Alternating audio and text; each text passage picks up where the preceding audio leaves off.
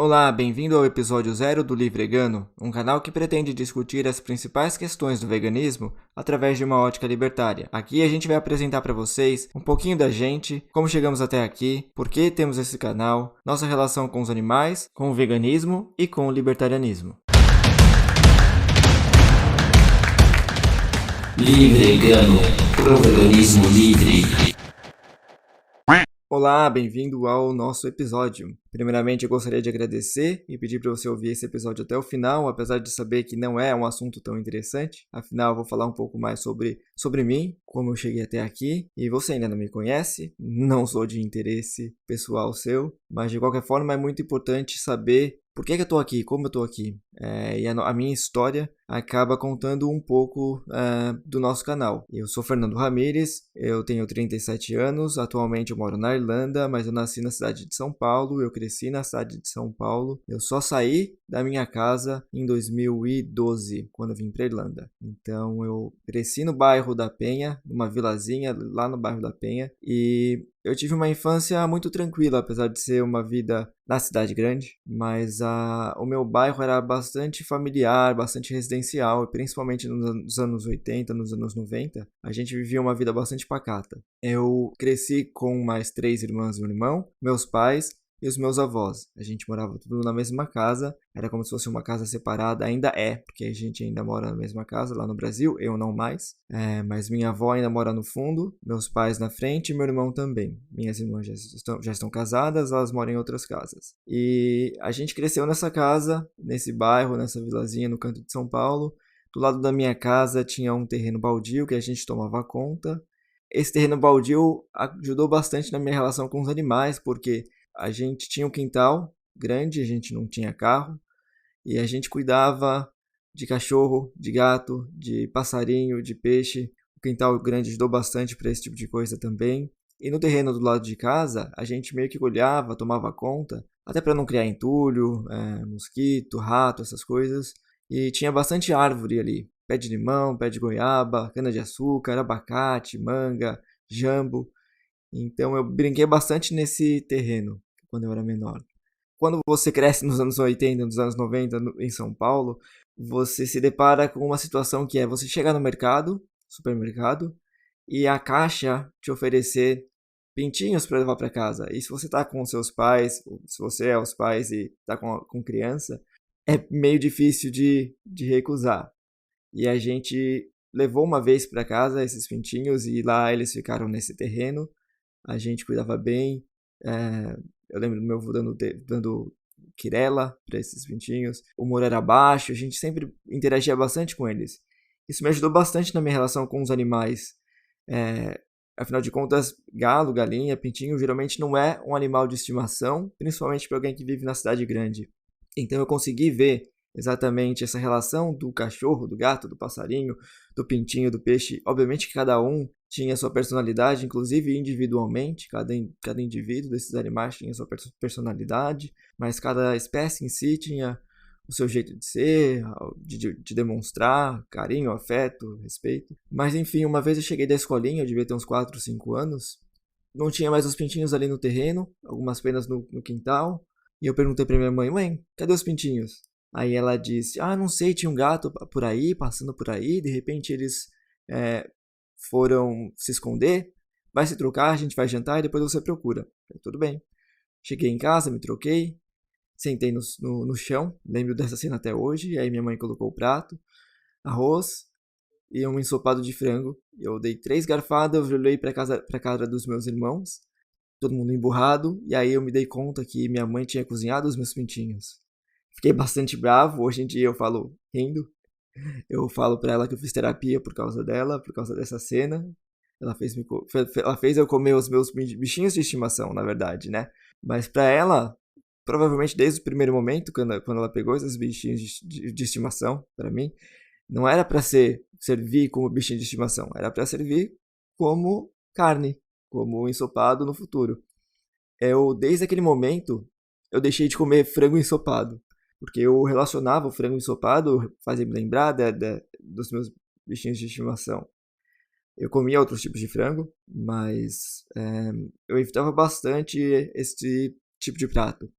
Não muito mais tarde do que isso, meus avós paternos moravam no interior de São Paulo, eles eram espanhóis, e a gente ia visitar, era uma casa bastante humilde, ele tinha um chiqueirinho no fundo com algumas galinhas também, e eu lembro que dessa vez que a gente foi visitar, tinha um porquinho no quintal, eu fiquei fascinado com esse porquinho.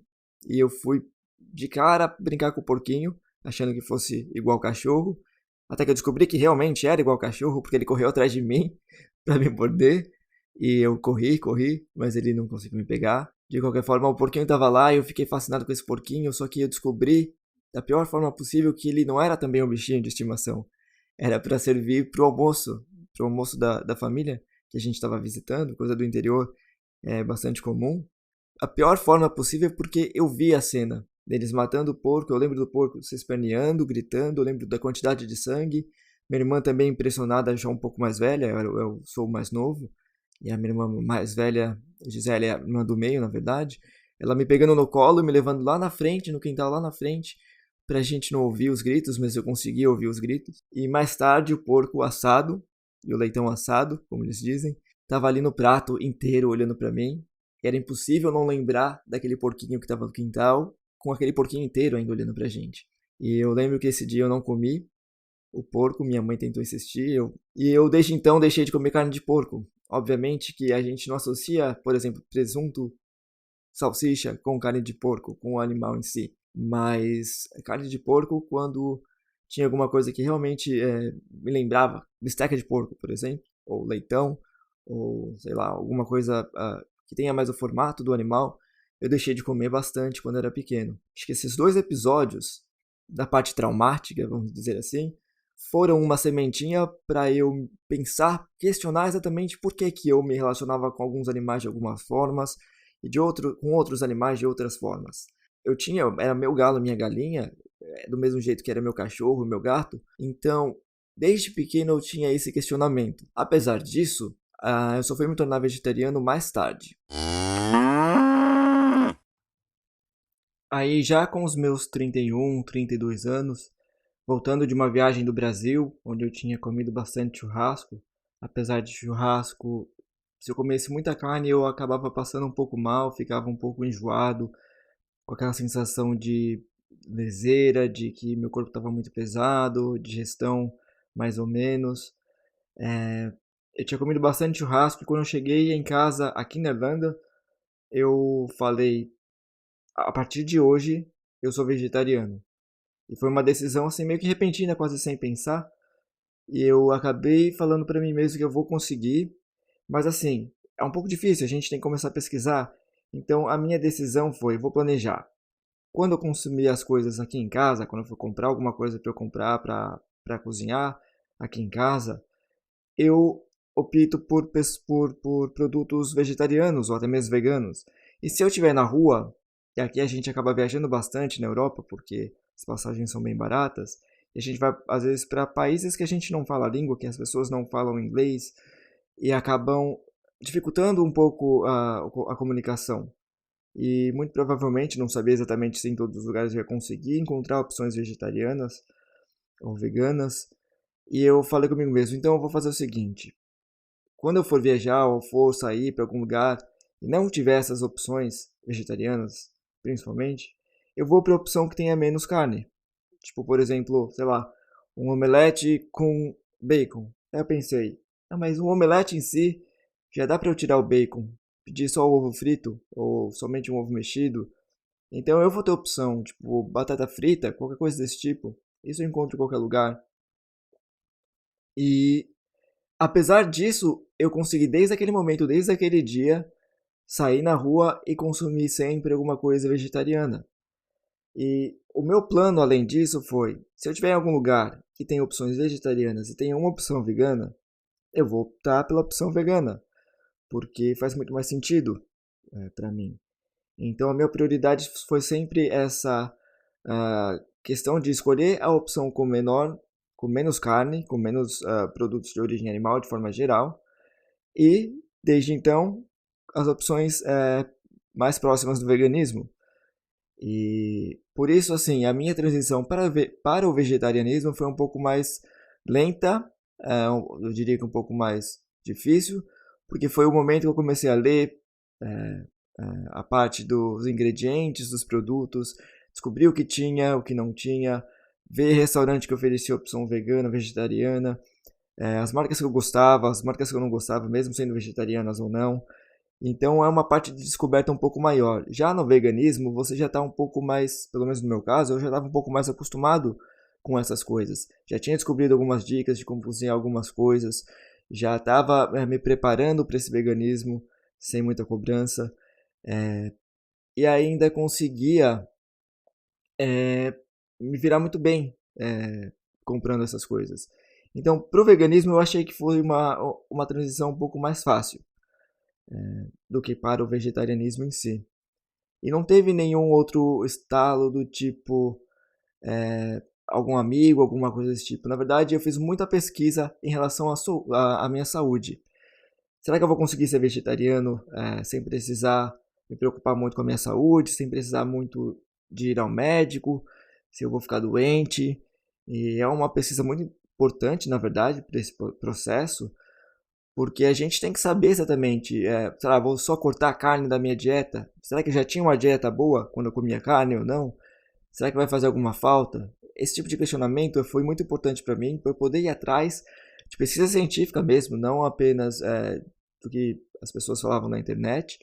Eu sou bastante pragmático e então eu acabei indo atrás das informações da fonte mesmo e, obviamente, descobri que sim, é possível e todos os estudos indicam que, além de ser possível viver uma vida vegetariana estrita, vegana, saudável, muitas vezes, se feito de forma bem feita, pode ser ainda mais saudável do que uma dieta média de carnes, por exemplo.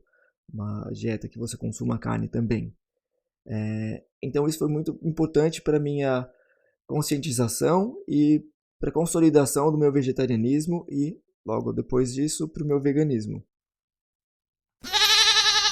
Já em relação ao libertarianismo, não teve um ponto de virada exatamente, como aconteceu com o vegetarianismo. Eu não consigo necessariamente traçar um ponto dizendo aqui eu me tornei libertário. Eu sempre me interessei por política, na minha juventude, na minha adolescência, mas eu nunca consegui estabelecer exatamente em qual lado eu me encaixava. Eu sabia das coisas que eu acreditava, das coisas que eu gostava, do que eu não gostava, e algumas delas obviamente mudaram conforme eu fui me tornando adulto e lendo mais, aprendendo mais. Mas isso não necessariamente me colocava em algum grupo específico. Eu lembro, por exemplo, que na época do Orkut, uma das perguntas colocadas no seu perfil era sua visão política.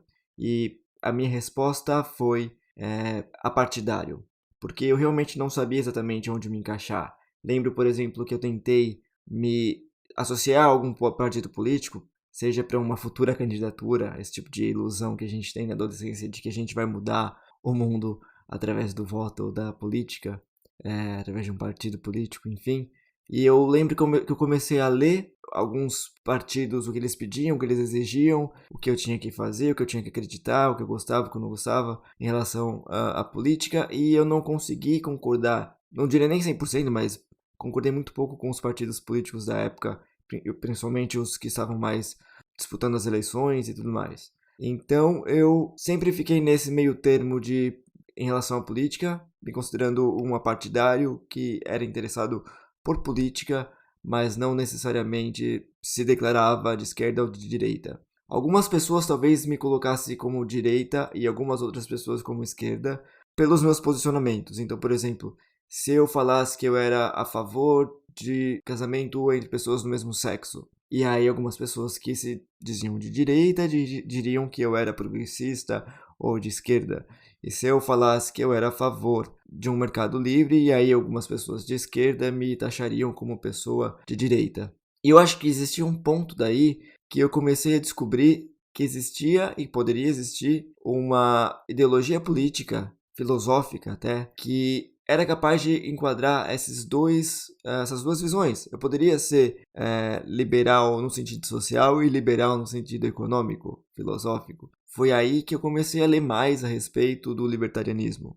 E, obviamente, não aconteceu de um dia para a noite. Hoje eu sou partidário e amanhã eu sou libertário. Houve uma progressão, houve uma leitura melhor, e hoje em dia mesmo eu ainda estou aberto a algumas mudanças de ideia, algumas coisas que eu talvez não concorde ou não necessariamente tenha me questionado. Eu consegui associar essas duas visões dentro da minha perspectiva. Não há nada contraditório, muito pelo contrário. É impossível, na minha visão, eu acreditar que as pessoas tenham que ser livres, tenham que ter o direito sobre o seu corpo, sobre a sua propriedade, mas que o Estado tenha que interferir na forma como ela negocia, se associa a outras pessoas, ou de como eu compro e vendo coisas, enfim. Ou ao contrário, eu acreditar que o Estado não pode interferir no jeito que eu faço negócios na minha vida econômica, na minha vida financeira, mas que eu acho que ele tenha que sim que interferir na forma como eu relaciono pessoalmente com outras pessoas. Eu acho, na verdade, é justamente essa minha busca por uma visão que poderia associar esses dois lados que me levou até ao libertarianismo. Bom, esse episódio não serve para explicar exatamente o que é o libertarianismo, mas o que eu vi no libertarianismo que fez me identificar como libertário. Basicamente, eu gosto de resumir o libertarianismo, ou pelo menos a minha participação no libertarianismo, que foi o que me atraiu para o libertarianismo, é que eu sempre acreditei que todo mundo, qualquer indivíduo, tem o direito à vida, à propriedade e à liberdade. Simples. Cada um tem o poder de decidir sobre si o que quer fazer com a sua própria vida, com a sua própria liberdade, com a sua propriedade. E ninguém melhor do que esse indivíduo sabe dizer o que ele tem que fazer com aquilo que ele detém. O governo, muito menos. Principalmente porque o governo é baseado numa questão de coerção, é uma violência, eles detêm o monopólio da violência. Afinal de contas, se você não fizer algo que eles mandam, que eles falam que é certo, ou se você fizer algo que eles dizem que é errado, você vai sofrer as consequências do governo, mesmo que não tenha nenhum tipo de vítima, nenhum tipo de consequência. O seu ato não tem nenhum tipo de vítima. Por exemplo, se eu deixar de pagar meu imposto, eu não estou tirando dinheiro de ninguém, eu estou deixando de dar o meu dinheiro para o governo, nesse caso, e não estou cometendo nenhum tipo de crime, pensando com a visão libertária, porque aquele dinheiro é meu, eu trabalhei para ganhar aquele dinheiro, para fazer aquele dinheiro. Enfim, foi essa questão que me fez repensar nas minhas visões políticas, porque era muito fácil para mim e para todo mundo, hoje em dia é muito fácil a gente continuar pensando que ser socialista ou ser de esquerda é um ato de nobreza, pensar em todo, pensar em todo mundo, querer dividir as coisas. E, na verdade, assim, eu não tenho nada contra dividir as suas coisas, eu não tenho nada contra dividir as suas coisas, mas isso tem que ser feito de forma voluntária. Afinal de contas, se você manda alguém dividir alguma coisa, essa pessoa não está sendo uma boa pessoa porque ela quer, porque ela acha que é certo, moralmente legal, enfim. É simplesmente pelo fato de que ela está sendo obrigada a fazer algo com o dinheiro dela, com o tempo dela. E foi justamente isso que me atraiu ao libertarianismo. E essas visões, obviamente, do libertarianismo e do veganismo, caminham lado a lado, na minha opinião. Não há nada no libertarianismo que me impeça de ser vegano, e não há nada no veganismo que me impeça de ser libertário. E, na minha opinião, na verdade, eu acredito que eu só posso ser vegano numa sociedade livre, onde eu possa fazer as decisões, e não só possa fazer as decisões, onde a gente consiga ter melhores opções, a gente consiga ter mais dinheiro ou ser menos pobre para poder decidir melhor sobre o que a gente quer.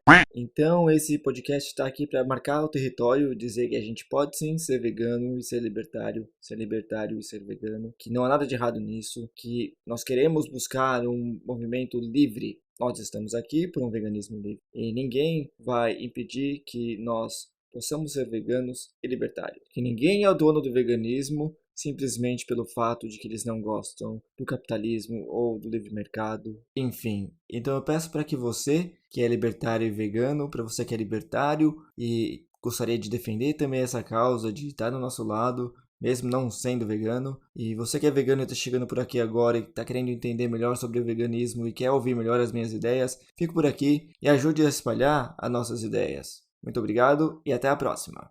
Esse episódio chegou ao fim. Se você gostou do conteúdo, nos ajude compartilhando nas suas redes sociais. Se quiser falar comigo, procure pelo Livregano no Twitter, no Instagram ou no Facebook. Obrigado e até a próxima!